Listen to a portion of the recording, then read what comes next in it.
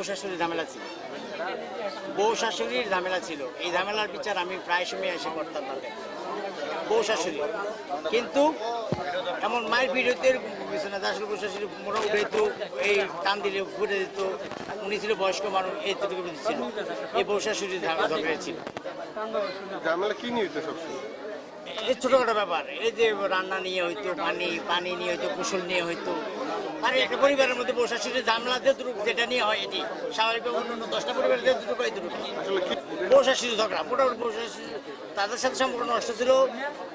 তার ওয়াইফ ঝগড়া করতো তার মার সাথে, এবং কি সে শাশুড়ির সাথে যখন ঝগড়া করতো, ছেলে জবাব দিত না, কোনো কিছু জিজ্ঞাসা করতো না, বলে ছেলে তাকে বিচার করবো।